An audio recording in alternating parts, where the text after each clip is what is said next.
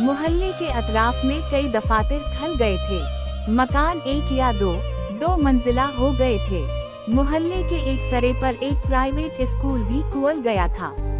अब अहमद साहब खाल खाल मोहल्ले में आते थे।